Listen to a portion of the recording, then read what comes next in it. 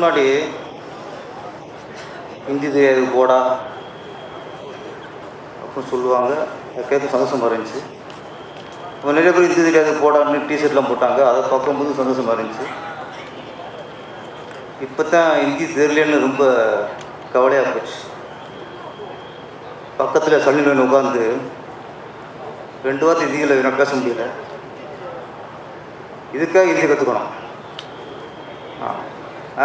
அதுவும் தெரியாத ஏதாவது ஒரு தமிழ் மட்டும் தெரிஞ்சுக்கிட்டு நம்மளுக்கு ரொம்ப நிறைய இழப்புலாக சந்திக்க வேண்டிய போச்சு. அப்புறம் நம்ம டைரக்டர் எஸ்.ஏ. சினு அவர்கள் அவர் பேசும்போது அந்த ஆள் அப்படின்னு பிடிச்சிட்டு சொன்னார். அப்புறம் அந்த ஆள் பிரபுதேவா அப்படின்னாரு. அந்த ஆள் டி இமான் அப்படின்னாரு. நம்மளாம் அந்த ஆளுன்னா கொஞ்சம் மரியாதை குறைவாக நினைப்போம். ஆனால் மலையாளி அந்த ஆளுங்கும்போது அது நிறைய மரியாதை இருந்துச்சு. அது ரசிக்கிற மாதிரி இருந்துச்சு. எஸ்.ஏ. சினு அவர்கள் ஸ்பாட்டில் பார்த்தேன். பயங்கர சுறுசுறுப்பு. நான் நினச்சிக்குவேன் நம்ம தான் ரொம்ப ஸ்பீடாக படம் எடுக்கிறோம், சுறுசுறுப்பாக இருக்கோம்ட்டு. நம்மளோட டவுன் மடங்கு அவர் சுறுசுறுப்பாக இருந்தார். பேட்டர் 90களில் நம்ம நாட்டில் எல்லா பக்கமும் ஒலித்த ஒரு வார்த்தை பேட்டர் ஒரு சக்ஸஸான ஒரு வார்த்தை. இப்போ 30 வருஷம் கழித்து இந்த பேட்டர் டைட்டில் வச்சு படம் எடுத்திருக்காங்க. அதில் பிரபுதேவா அவர்கள் ஹீரோ நடிக்கிறது ஒரு பெருமையான விஷயம். நான் 30 வருஷமாக ஒரு ஹீரோவாக ஆட்சி புரிஞ்சிருக்காருன்னா உண்மையிலே அது பெரிய விஷயம்.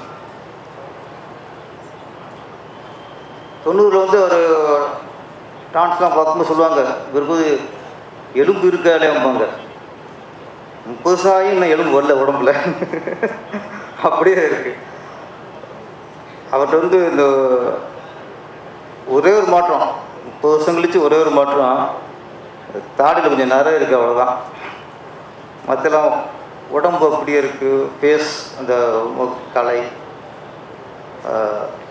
பிரபுதேவானா ஒரு நல்ல டான்ஸரும் கூட இன்றைக்கி பிரபுதேவானா ஒரு ஆச்சரியம் அப்படின்னு ஆகிப்போச்சு.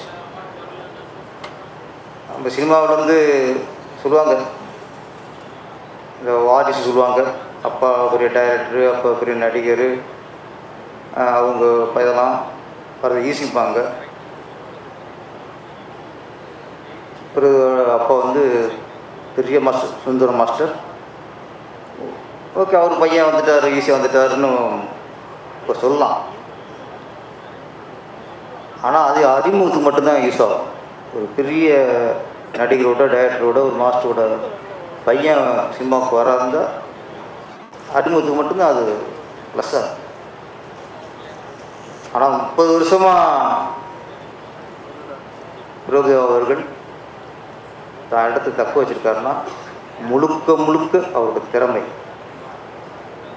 இந்த தொழிலை நேசிக்கிற விதம்.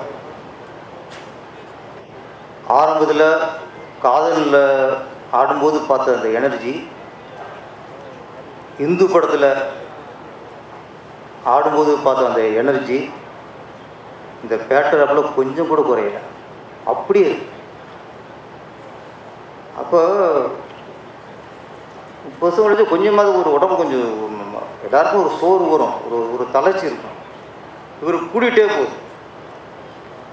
காரணம், தொழிலை உண்மையாக நேசித்தா நம்ம உடம்புல எனர்ஜி இருந்துகிட்டே இருக்கும். நம்ம அப்பாடனா தான் உடம்பு சோறு வரும்.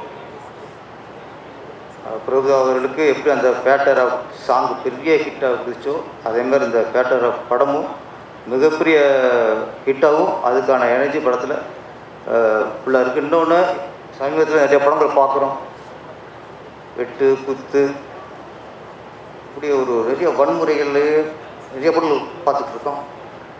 இப்படிலாம் பார்த்துக்கிறது நமக்கு இந்த படம் மிகப்பெரிய ரிலீஃபாக இருக்கும்.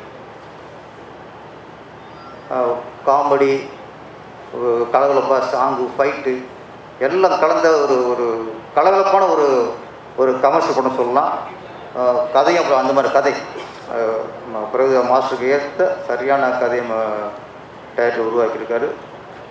இந்த படம் மிகப்பெரிய வெற்றியடைய வேண்டும். தங்கமான ப்ரொடியூசர் ஒரு நண்பனுக்காக ஒரு படம் தயாரிக்கிறாருன்னா அதோட இப்படி ஒரு நல்ல மனுஷன் இருக்க முடியும். ஒரு நட்புக்கு அடையாளம் இருக்கார். இந்த படம் வெற்றியடைந்து மீண்டும் தமிழில் நிறைய படங்கள் எடுக்கணும். தமிழில் நிறைய கலைஞர்களுக்கும் தொழில்நுட்ப கலைஞர்களுக்கும் வேலை கொடுக்கணும். இந்த படம் மிகப்பெரிய வெற்றியடைய வாழ்த்துக்கள். நன்றி, வணக்கம்.